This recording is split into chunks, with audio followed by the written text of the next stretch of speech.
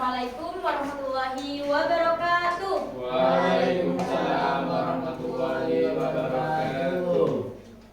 Oke, apa kabar hari ini anak-anak? Alhamdulillah. Kok lemes banget sih? Gini, biar kalian tidak lemes. Kalau misalkan Bu Guru bilang apa kabar hari ini anak-anak, kalian ini ya, lihat Guru. Alhamdulillah, luar biasa, Allahu Akbar, yes, gitu ya. Yes. Oke, siap? Siap? Siap. Apa kabar hari ini anak-anak? Alhamdulillah, luar biasa, Allahu Akbar. Yes. Siap. Semangat dah. Lapar, Bu. Lapar lagi ya. Ya. Sebelum pembelajaran dimulai, alangkah baiknya kita seperti biasa berdoa terlebih dahulu. Untuk berdoa dipimpin oleh ketua kelas. Siapa ketua kelasnya? Saya. Oh iya, Sebelum kita mulai silakan. pelajaran, kita doa dulu bersama-sama. Kita mulai. Bismillahirrahmanirrahim.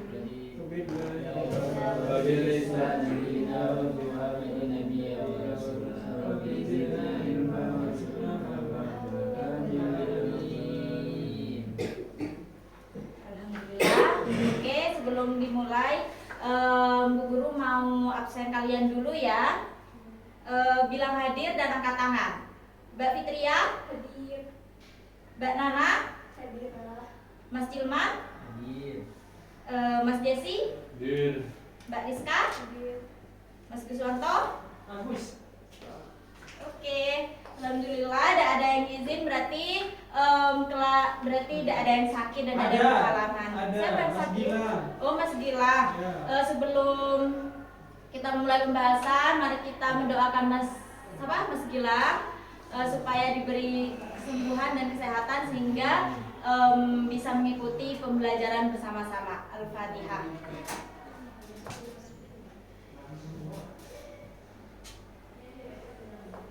Sudah selesai. Oke. Kalian kemarin udah belajar belum? Belum. Udah belajar. Ya. Flashback dengan pembahasan yang kemarin, kita membahas tentang apa? Ya, membahas tentang akhlak tercela. Nah, kita saat ini akan membahas beberapa sifat akhlak tercela. Nah, yang kemarin kan kita membahas soal apa aja? Mas Kiswanto, apa aja? Gibah. Apa lagi? Ya? Lupa. Apa? Ya, ada lagi? Kurang satu lagi? Iri. Dengki. Yaitu hasad. Apa lagi? Fitnah. Ini fitnah tak lagi. Apa? Ada yang ingat? Mbak Nana?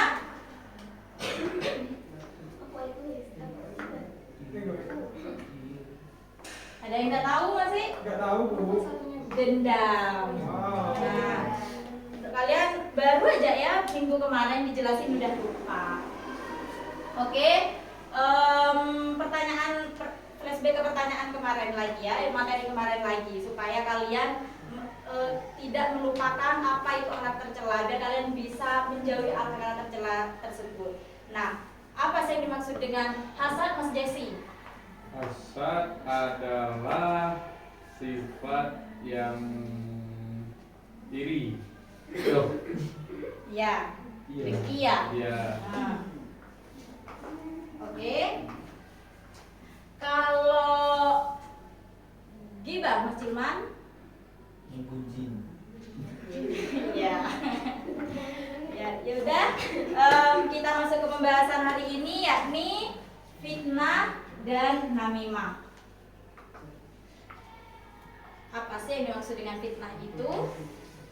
Fitnah adalah perkataan yang bermaksud menjelekkan dan menjatuhkan orang lain.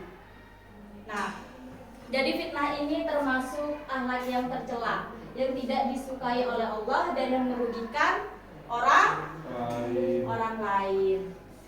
Nah, di sini apakah ada yang punya pengalaman difitnah atau bahkan yang jadi pelaku fitnah tapi sudah taubat? Aku baca korban. Ada?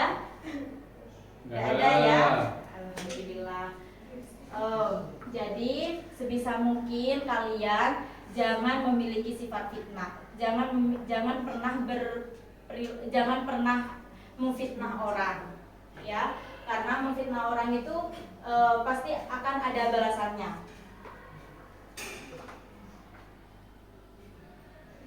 Dan itu sudah tertera pada dalil Quran surat Al-Baqarah ayat 191. Boleh dibacakan? Siapa yang membaca? Kalau siapa yang membaca?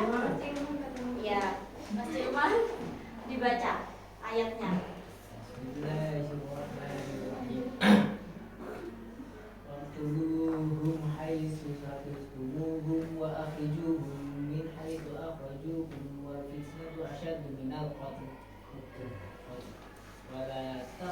Wala tuqatiluhum 'indal masjidil haram hatta yuqatiluhum fi in qatalukum faqtuluhum kadzalika jazaa'ul kafirin. Artinya bisa dibaca sama Mbak Rizka? Artinya, bunuhlah mereka yang memerangimu dimanapun kamu jumpai dan usirlah mereka dari tempat mereka mengusirmu. Padahal fitnah itu lebih kejam daripada pembunuhan. Lalu janganlah kamu perangi mereka di Masjidil Haram, kecuali jika mereka memerangi di tempat itu. Jika mereka memerangimu, maka perangilah mereka. Demikianlah balasan dari orang kafir.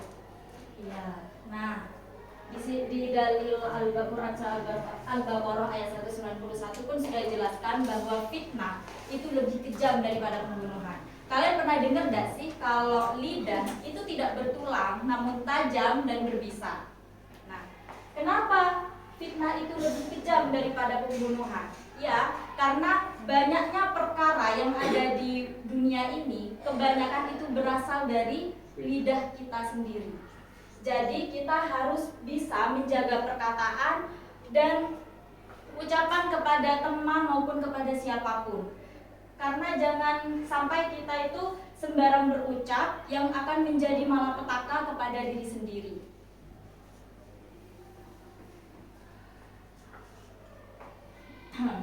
Dan fitnah ini biasanya dilakukan oleh 1-2 orang atau lebih biasanya. Dan itu biasanya fitnah itu dilakukan ada yang secara terang-terangan, juga ada yang secara sembunyi-sembunyi. Nah, contoh dari fitnah yang dilakukan secara terang-terangan itu misalkan ada teman kalian yang memfitnah secara terang-terangan, misalkan Mbak Fitria memfitnah Mbak Rizka, yang memfitnah Mbak Rizka, terus Mbak Rizka ini tidak berlapang dada, memiliki rasa dendam, itu bisa mengakibatkan pembunuhan. Kalau misalkan rasa dendamnya itu menyelimuti hati. Secara sembunyi-sembunyi pun sama, itu akan berdampak negatif kepada diri sendiri ataupun kepada orang lain. Bu Guru boleh nggak cerita sedikit mengenai contoh fitnah yang dialami oleh Bu Guru sendiri? Masya Allah, astagfirullahaladzim. Oke, jadi ini Bu Guru konteksnya bukan menggibah orang ya. Bu Guru hanya mau menceritakan supaya dijadikan motivasi dan diambil hikmahnya oleh kalian semua, supaya kalian tidak memfitnah, tidak menjadi orang yang tukang memfitnah orang lain. Orang yang suka memfitnah orang lain, yang suka menjatuhkan orang lain, orang yang suka menginjak-injak harga diri orang lain, itu suatu saat Allah akan balas. Allah akan balas dengan begitu pedihnya. Ibu itu punya cerita nih. Di waktu ibu itu masih duduk di bangku SD, ibu tuh sering dibully. Dikarenakan ibu ini masuk di sekolah SD favorit, tapi ibu ini berlatar belakang orang tua yang tidak mampu. Nah, jadi sering sering dihina, sering direndah-rendahkan, tapi ibu selalu diam. Dan puncaknya sakit hatinya ibu itu ketika ibu difitnah oleh teman sekelas dan dimusuhi oleh 2 angkatan sekaligus. Itu benar-benar kayak bikin sakit hati banget. Nah, kalau semisal dendam itu merupakan fitnah itu lebih kejam daripada pembunuhan, yang terkadang pembunuhan itu dilakukan oleh manusia itu sendiri, tapi itu masih tidak begitu kejam kalau Allah yang membalasnya. Itu lebih kejam Allah yang membalasnya. Karena apa? Nah, di saat ibu itu mengalami itu, ibu langsung dalam hati kayak bilang, ya Allah, saya sakit hati banget.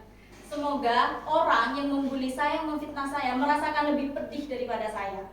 Dan Allah menjawab beberapa tahun kemudian, ketika di waktu SMA. Orang-orang yang membuli ibu itu orang-orang yang kaya tentunya, yang kaya, yang pinter, yang cerdas banget, bahkan peringkat 1 paralel. Dan waktu di titik dimana dia mau masuk universitas, dia tuh masih suka merendahkan ibu dan masih suka ngefitnah. Tapi ibu diem aja, cuman ya sudahlah, biar Allah aja yang ngebales, pasti nanti dibales. Dan setelah ada pengumuman universitas, dia tidak lolos di satu universitas pun yang ada di Indonesia. Mau lewat SPAN PTKIN, SNMPTN, SBMPTN ataupun mandiri, tidak ada yang diterima. Padahal dia pinter dan kaya raya. Gimana kalau Allah sudah ngebales? Hancur banget kan hatinya kalau tidak bisa kuliah. Padahal sebelum dia ikut tes-tesan kuliah, dia bilang gini sama ibu, kamu jangankan kuliah, sampai SMA lulus di favorit aja tidak akan bisa. Tapi gimana Allah membuktikan di depan matanya, saya yang sarjana, dia yang enggak. Masya Allah. Nah, jadi kalian jangan pernah merendahkan orang lain. Kita ini semua sama di mata Allah. Kita memiliki kesempatan yang sama, memiliki kesempatan sukses yang sama, tergantung dengan diri kita sendiri, bagaimana kita membangun karakter. Dan yang paling terpenting, bagi kalian yang sudah pernah dibully, jangan pernah untuk merendah diri. Karena kita, siapa lagi yang mengubah diri kita sendiri kalau bukan diri kita sendiri yang mau mengubah, ya. Jadi semangat buat kalian. Kalian nanti mau masuk di universitas mana nih kalau boleh tahu? UI Bu. Oh amin. Jurusan apa? Jurusan fisika. Ya yang lain, Mbak Nana mungkin?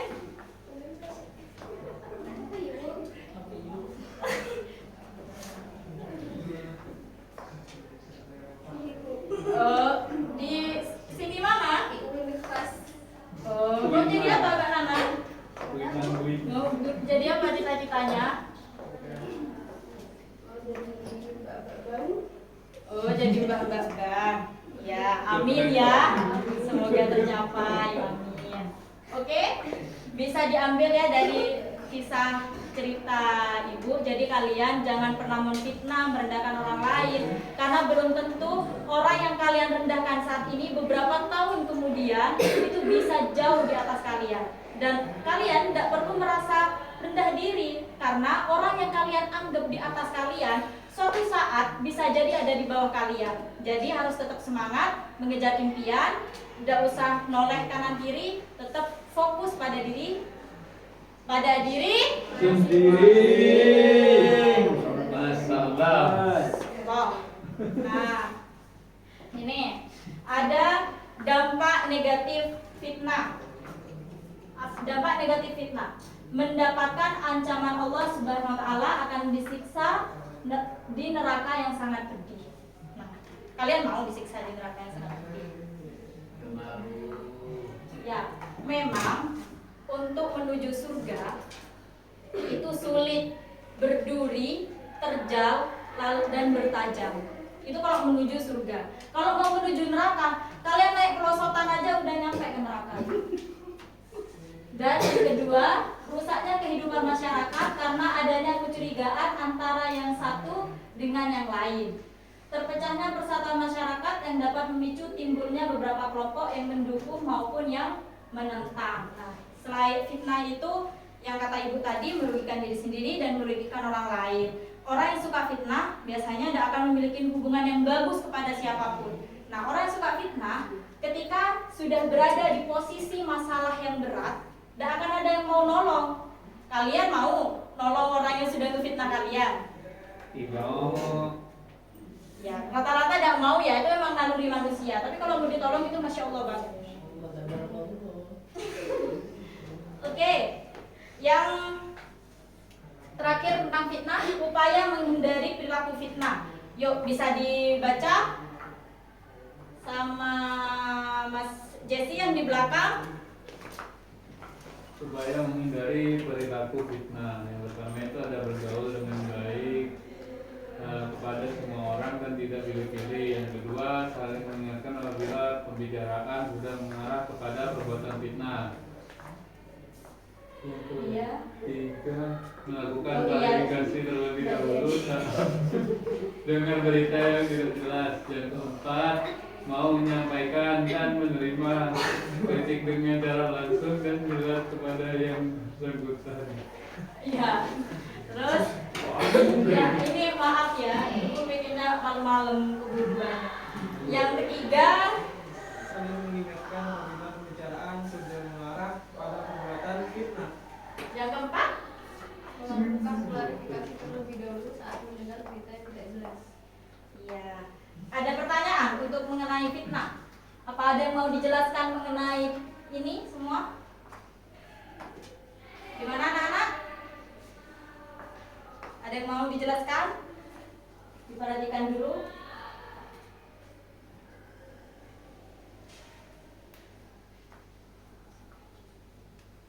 Nomor 2. Nomor 4. Ini dua ini ya. Ya. Oke. Saling mengingatkan apabila pembicaraan sudah mengarahkan kepada perbuatan fitnah. Nah, jadi misal nih ya, Mas Guswanto kumpul sama Mas Jesse, Mas Hilman. Mas Guswanto ini datang-datang tiba-tiba bawa topik hot ya.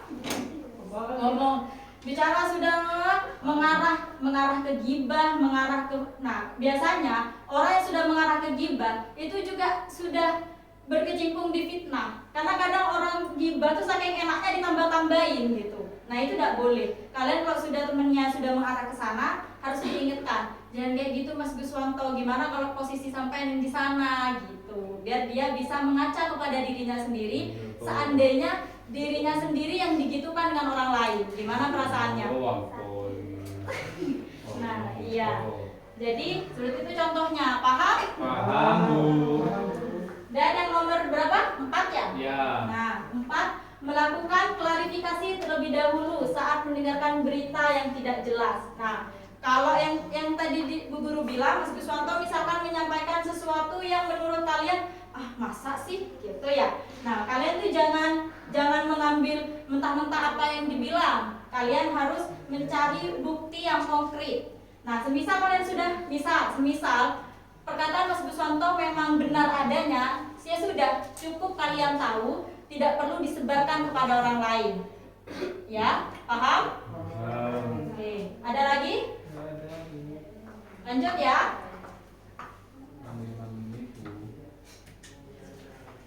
Oke, namimah.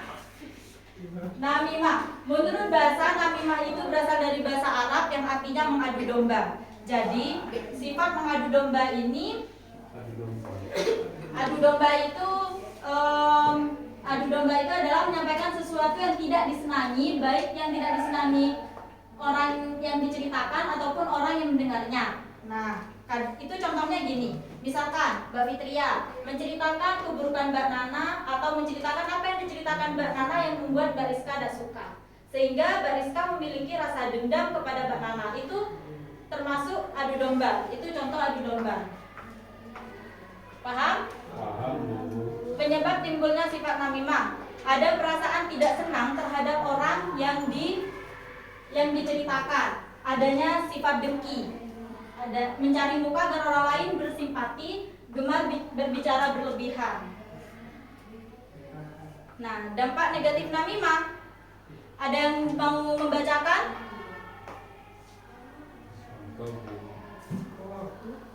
Oke, dulu udah ya. Jadi yang pertama itu dapat menyebabkan terputusnya ikatan silaturahmi dan ukhuwah, menyulut api kebencian dan permusuhan antara sesama manusia, merusak tatanan ketentraman masyarakat, hilangnya ridha Allah Subhanahu wa taala dan mendapat murkanya. Sama sebenarnya dengan dampak-dampak negatif alam tercela lainnya. Itu akan dibenci sama Allah, merugikan diri sendiri dan orang lain, merusak hubungan, sama ya. Nah, jadi pesan ibu, kalian jangan sampai mendekati atau melakukan akhlak-akhlak tercela. Karena satu kali kalian melakukan akhlak tercela, sebenarnya kalian sudah mendapatkan beberapa dosa dari akhlak tercela. Kenapa? Contohnya, misalkan Mbak Nana ini menggibah orang. Dalam gibahannya pasti ada pasti ada pembahasan yang ditambah-tambahin. Itu sudah masuk ke fitnah. Nah, dari fitnah itu, misalkan yang Mbak Nana ajak gibah ini memiliki rasa dendam apa itu kan sudah termasuk dendam. Dari dendam itu, yang orang dendam ini bisa melabrak orang yang sedang diceritakan itu sudah termasuk mengadu domba. Jadi dalam satu waktu itu bisa mendapatkan berapa dosa sudah? Banyak. Sudah banyak dosa. Apa kalian mau masuk neraka karena dosa ini? Jadi kalian jangan pernah ngomongin orang ya. Setuju? Setuju. Oke, yang terakhir, upaya menghindari perilaku namimah. Bagi orang yang mendengar atau menerima kabar, jangan langsung percaya dengan perkataan tersebut. Yang sudah dijelaskan tadi ya, kalian harus bisa mengklarifikasi, seandainya benar tidak perlu disampaikan kepada siapapun. Cukup kalian saja yang tahu, oke? Oke.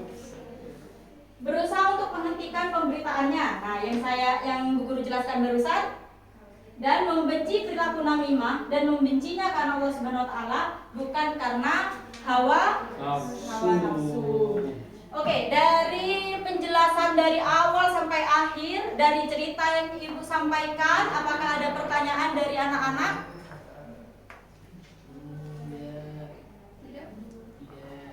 Tidak, Bu. Semangat dong guys. Semangat ya. Iya, Bu. Ya, bagus. Gitu. Ibu udah suka yang lemah-lemah. Oke, sekarang main game ya. Ada berapa siswa nih? 6. 6. 6. Nah, dibagi jadi 2 kelompok. 2 kelompok. Ya, berhitung ya. 1 2 1 2. 1. 2, 3, Satu. balik satu lagi. 2.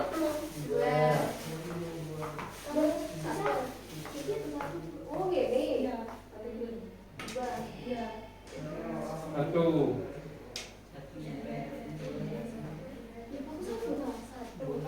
Satu setengah aja. Kamu 1, terus itu 2. Terus Oke. Sudah? Ngapain, Bu? Mana kelompok 1 nih? Saya. Kelompok 1 baris kelompok 1, kelompok 2 baris kelompok 2. Kita main tenis. Apa yuk tenis? Apa itu tenis? Apa itu tenis anak-anak? Udah tahu, Bu. Teka-teki misterius.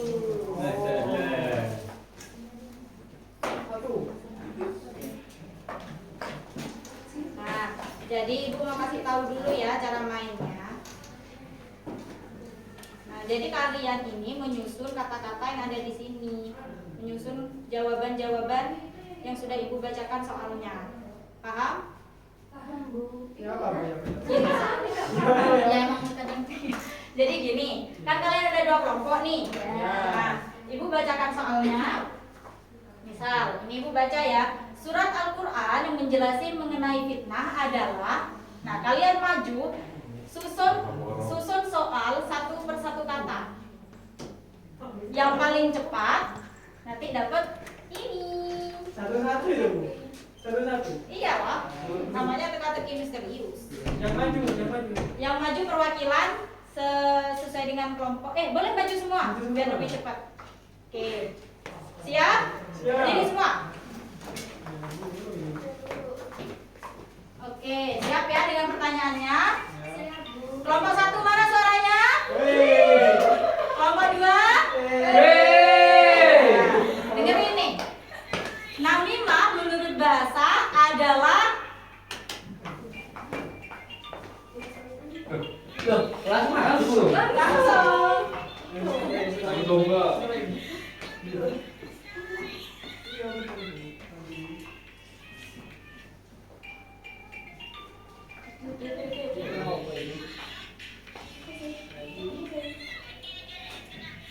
Disusun di mejanya sendiri ya.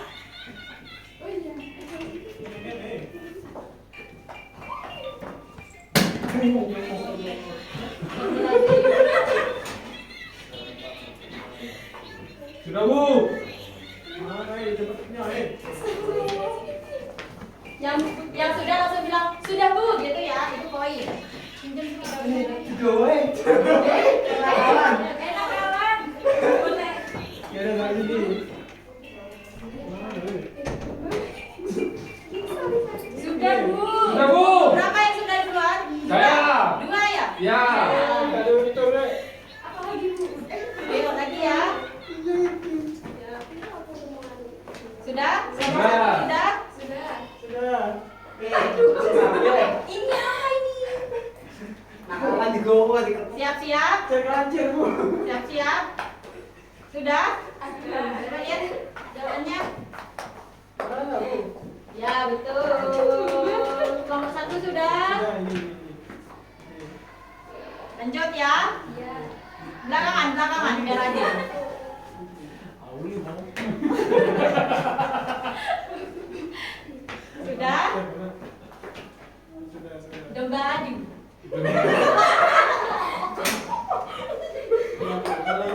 Terlalu banyak Bu. Oke. Fitnah lebih kejam daripada 1, 2, 3. Goa. Bu di bawah semua Bu. Boleh tidak boleh curang. Bu iki Bu. Nakalan Guswanto. Aduh. Iya. Terus ini taruh sini. Taruh ya situ.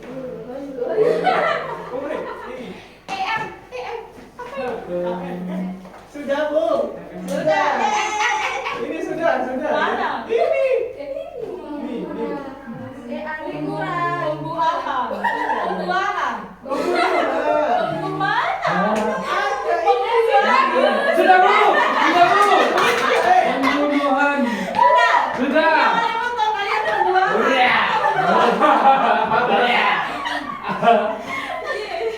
Lagi ya. Jangan lepas semangat. Harus digomong isor. Ini jatuh Bu tadi Bu. Ayo lagi ya. Poinnya masih 0. Surat Al-Quran yang menjelaskan mengenai fitnah. Ayo. Beserta dengan ayatnya. Nomor ayatnya. Yuk, cepetan.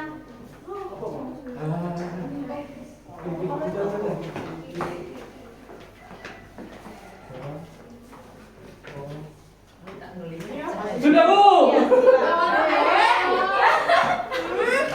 Bertolong. Ya Allah, itu ini gitu.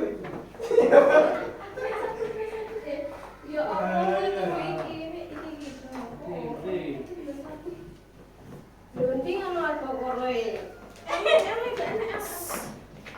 Bu, ini Bu. Bu ini. Bu sudah. Bu sudah. Mana sih kamu ini Bu? Sudah Bu. Sudah. Ibu ini sudah. Oh, itu sudah. Sudah dulu Bu. Ini sudah. Oke. Kurang apanya? Ada 3 angka. Mana Cak? Ini siapa lagi? Ini lah sayangku. Sudah. Ini Bu sudah. Sudah. Kok aneh nih? Ini Bu. Orang. Bakoro 191. Ya, betul. Ini Bu. Oke. Karena poinnya paling banyak kelompok 2. Jadi, tidak hadiahnya kelompok 2. Terima kasih atas kekompakannya anak-anak ya. Iya Bu. Ayo maju kelompok 2. Ayo maju. We are the champion. Jeng jeng jeng. Makasih Bu. Atrofi.